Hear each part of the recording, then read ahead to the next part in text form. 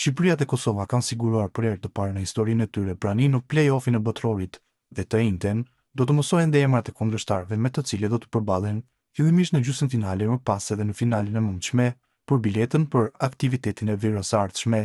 Gjithsesi, Shqipëria e di që tani se në bazë të renditjes së FIFA-s do të jetë vendosur në vazën e tretë në short, ashtu si Kosova, me ndeshjen gjysmëfinale që do të zhvillohet jashtë fushës ndaj një skuadri të vazës së dytë.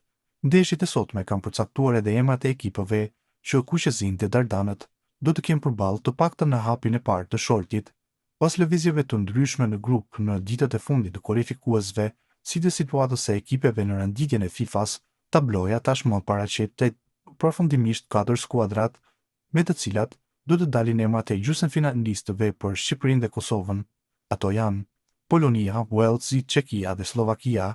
Në shortin e FIFA-s do të përcaktohet ndarja e gjysmëfinaleve dhe e finaleve, ku çiftet fituese do të ndeshen mes vazave 2 dhe 3, do të përballen me çiftet fituese të ndeshjeve me skuadrave të vazës së parë dhe të katërt.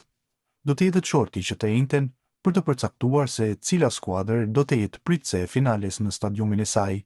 Ndeshjet e para të play-offit janë më datë 26 mars, ndërsa ndeshjet finale janë planifikuar më datë 31 mars.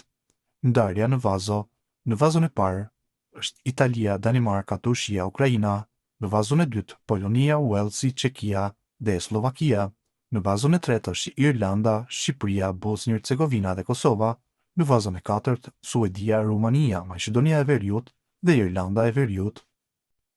Në ndeshjen e fundit të ciklit kualifikues për Kopën e Botës 2026, kombëtarja e Kosovës doli barazim 1-1 në shtëpi ndaj Zvicrës.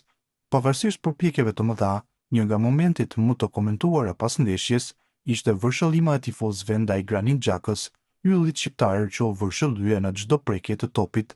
Pas përfundimit të takimit, Xhaka ka reaguar për këtë situatë, duke thënë se ishte befasuar dhe ndjente dhimbje për të. Jam i befasuar që jam fishkullyer dhemb, por më duhet ta pranoj atë. Mundohem të koncentrohem vetëm në futboll, për fat të keq është pjesë e lojës, ka thënë ai. Pavarësisht këtij momenti të vështirë, Xhaka ka shprehur mirënjohjen për mbështetjen që ka pasur gjatë gjithë karrierës nga tifozët zviceran dhe ka theksuar rëndësinë e këtij kualifikimi të Kupës së Botës. Ai ka deklaruar pavarësisht se çdo sfidë është krenar për arritjet e ekipit dhe se kjo është një fushatë e suksesshme për Kosovën. Xhaka gjithashtu ka përmendur se përkrahja e tifozëve të Kosovës dhe stabiliteti mental i ekipit janë faktor kyç për të arritur sukses në të ardhmen. Pas ndeshjes, ai ka shprehur se ekipi ka pasur një kampanjë të mirë dhe se është i lumtur me arritjen e këtij kualifikimi historik.